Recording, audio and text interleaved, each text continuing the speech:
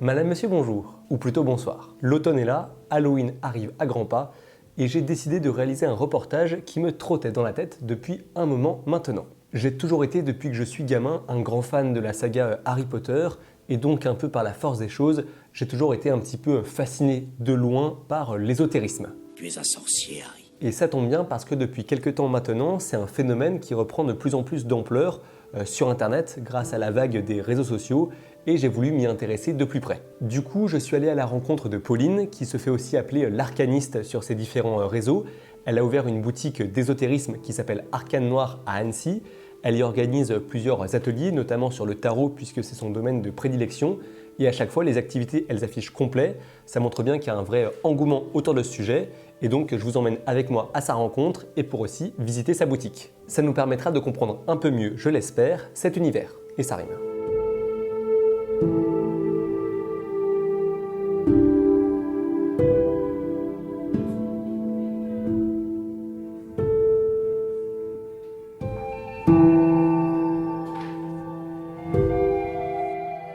C'est l'esthétique sorcière à fond, les pendules. Et là, tu vois, je me suis fait dévaliser. J'en ai plus. Ouais, il reste beaucoup là. Ouais. Bah, dans l'esthétique sorcière, t'as les chaudrons aussi. Donc, Grand classique. Les chaudrons, on s'en sert Les chaudrons, on s'en sert généralement pour faire brûler des choses. Okay. Parce que t'as beaucoup de petits rituels, de petits sorts qui font que, je sais pas, par exemple, t'en as un qui est très simple. C'est écrire des choses qu'on aimerait attirer sur une feuille de laurier et la brûler. Et donc, pour éviter d'abîmer ses assiettes, ces choses comme ça, on brûle dans un chaudron parce que c'est complètement... ça craint rien, quoi.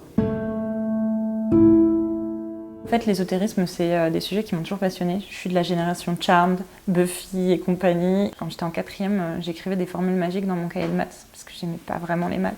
J'ai toujours été fascinée par le fait de se dire, voilà, on a un pouvoir qui est un peu plus grand que ce qu'on connaît. J'ai envie de dire surnaturel, et en même temps non, parce qu'il n'y a rien de surnaturel dans tout ça, mais au contraire, c'est tout à fait naturel, mais d'utiliser des choses qui sont à notre disposition, de faire 1 million de choses pour la nature, pour les autres, pour tout ça. Et j'ai toujours été hyper excitée à cette idée-là. J'ai un peu laissé tomber tout ça, et puis je suis tombée un jour amoureuse d'un tarot, d'un jeu de tarot, qui était magnifique, tout noir, doré. Et en fait, je l'ai acheté et je me suis mise vraiment au tarot, et c'est là que j'ai découvert pléthore d'autres possibilités. Et que je me suis créé une pratique autour du tarot, autour des plantes, autour de tout un tas de choses. Et je me suis dit, j'arrive à Annecy, je suis pas d'ici à la base, je suis de Champagne-Ardenne. Et donc j'arrive à Annecy, j'ai mes pratiques, j'ai envie de les partager, j'ai envie de mettre le pied à l'étrier à d'autres personnes, de répondre aux questions, de poser des questions, de rencontrer des personnes autour de ça. Et donc j'ai ouvert Arcane Noir. Comment est-ce qu'on peut expliquer ce succès ?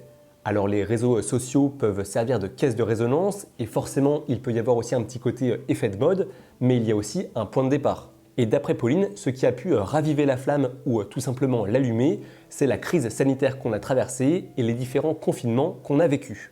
Je pense que le Covid a joué énormément un gros rôle là-dedans, puisque on s'est retrouvés à chercher une spiritualité, à chercher quelque chose qui faisait du bien dans une période où on n'est pas bien, quoi. Il y a beaucoup de personnes qui ont souffert de cette solitude ou de ce moment où on savait pas quoi faire, on n'avait pas le droit de sortir, on n'avait pas le droit de... Donc qu'est-ce qu'on fait ? Et on se retrouve face à soi-même, et face à soi-même, on se pose des questions. Donc tu as cette partie-là, et tu as cette partie aussi de se dire, peut-être que il faut que je fasse plus attention à mon environnement, il faut que je fasse plus attention à des choses, et on se crée une spiritualité, on se crée des rituels aussi quand on est souvent à la maison. Et c'est un peu tout ça en fait qui a fait une espèce d'escalade rapide. Ce qui est intéressant, je trouve, dans le discours de Pauline, c'est qu'on peut être adepte d'ésotérisme, de magie ou de sorcellerie, sans pour autant être irrationnel et opposé aux sciences. Au contraire, ces deux sphères peuvent cohabiter parce qu'elles n'entrent pas dans le même champ d'action. Tu peux pas soigner un cancer avec des plantes, c'est pas possible en fait.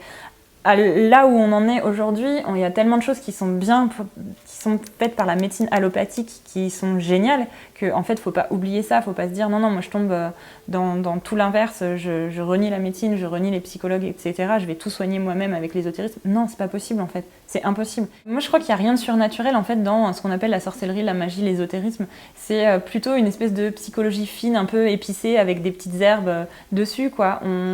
Moi je crois pas au surnaturel, je crois pas à la magie, je crois pas aux fantômes, je crois pas à des choses qui sont complètement, je crois que ce que je vois. de base. Et du coup, je vois qu'il y a des choses qui fonctionnent. En fait, se tirer les cartes, ça fonctionne. Utiliser les plantes, enfin ça c'est prouvé scientifiquement, ça fonctionne pour se faire des tisanes, peu importe ce qu'on se fait, ça fonctionne. Et puis, je sais pas, se faire des rituels, ça fonctionne parce que ça fait du bien.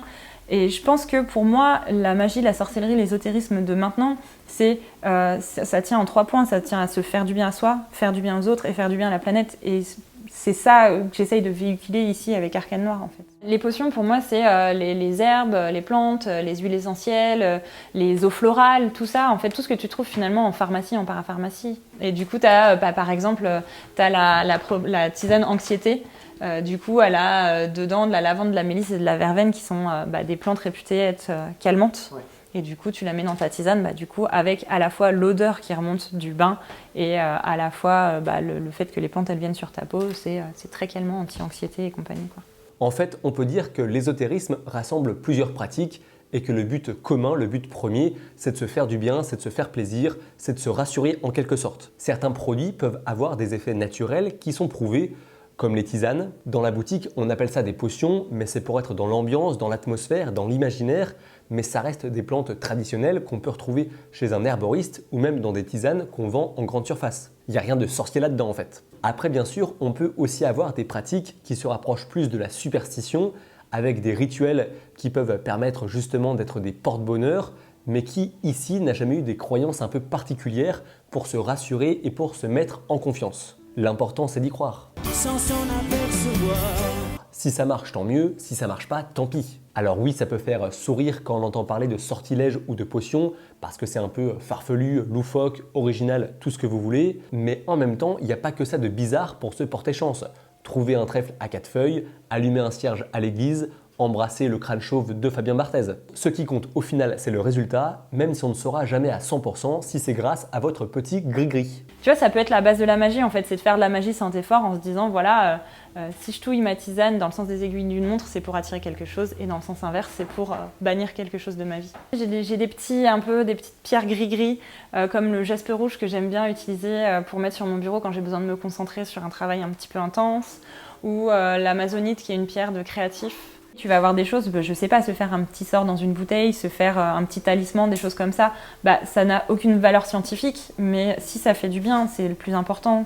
C'est ça que j'essaye de véhiculer aussi, c'est que pour moi la sorcellerie c'est se faire du bien physiquement, mentalement, émotionnellement en fait. Tu vois, tu as par exemple ma maman qui n'est pas du tout dans l'esprit sorcière ou quoi que ce soit, mais elle a un petit rituel, elle a une petite jarre, un petit pot, où dedans elle met toujours des petits papiers qu'elle aimerait bien, des choses qui nous arrivent, tu vois, par exemple, je sais pas, que l'ouverture de la boutique ça se passe bien, qu'on ait plein de clients, tu vois, plein de choses comme ça, et du coup c'est trop mignon quoi. Enfin, et c'est je sais pas, une sorte de pratique de sorcellerie en fait. Maintenant, avec la période qu'on vit actuellement, on voit aussi que l'ésotérisme, il s'est fusionné un peu avec d'autres valeurs qui traversent notre société. Notamment avec l'écologie, parce qu'on se sert de plein de choses qu'on trouve dans la nature pour la sorcellerie. Il y a aussi une dose de féminisme, de sororité dans le mouvement des sorcières modernes qui se serrent les coudes à travers leurs pratiques. C'est comme ça que pense Pauline. Alors elle ne pense pas toutes comme elle, mais moi je vais parler de ce volet-là parce que je le trouve intéressant et pertinent. Et c'est vrai que historiquement, on avait ce qu'on appelait des couvents de sorcières, des regroupements de sorcières, qui étaient chassées par les hommes parce que c'était des femmes indépendantes et puissantes.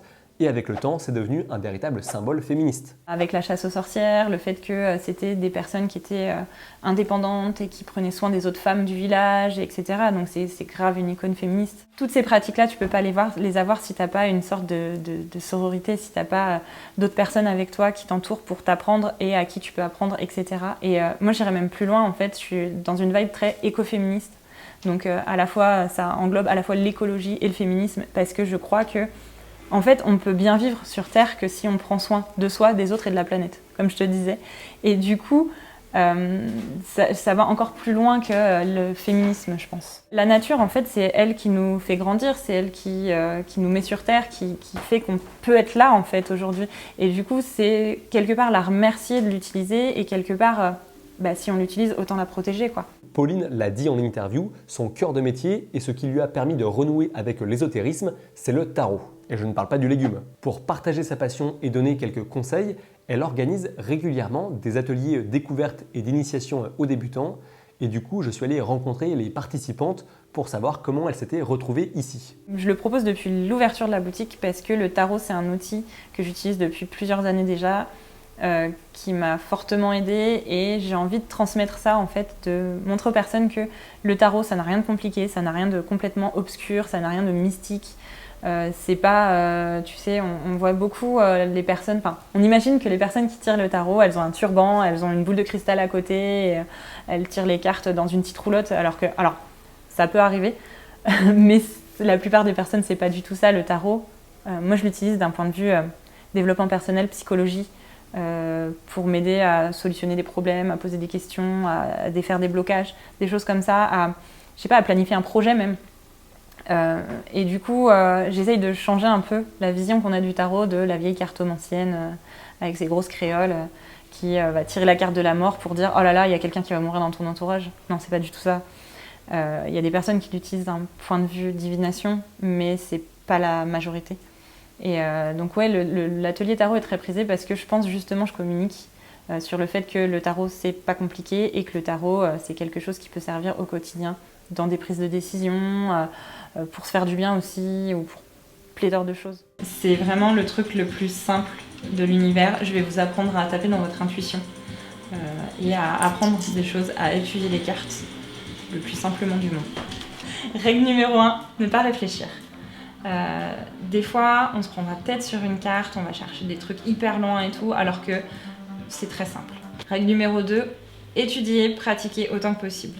Genre, tirez-vous les cartes autant que possible, étudiez autant que possible. Juste, même, on a ce petit exercice de se dire je tire une carte chaque matin ou chaque soir pour avoir un... Mais en fait, déjà, c'est juste pour vous familiariser avec.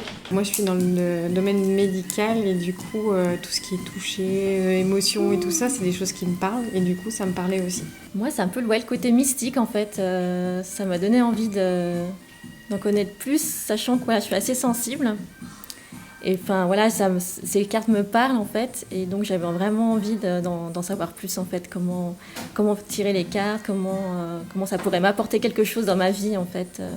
Et on a donc 56 arcanes mineurs qui sont divisés en 4 familles. Donc c'est le seul moyen de les reconnaître, c'est de se dire voilà, il y aura toujours le numéro en haut, le nom en bas, les épées. Je me trompe toujours parce que vous allez voir les bâtons. Ah oui, voilà. C'est les épées mais qui ne sont pas courbées. Voilà. Et les deniers. Les deniers. deniers. De pièces. Ou pentacles, parce que dans les versions anglo-saxonnes, on appelle ça aussi les pentacles. Très attirée par l'ésotérisme de base. Tirant l'oracle chez moi, je voulais voir un peu plus le tarot. Et l'initiation me tente depuis un sacré moment, donc là c'était le jour pour. Moi j'ai déjà commencé par l'atelier du pendule.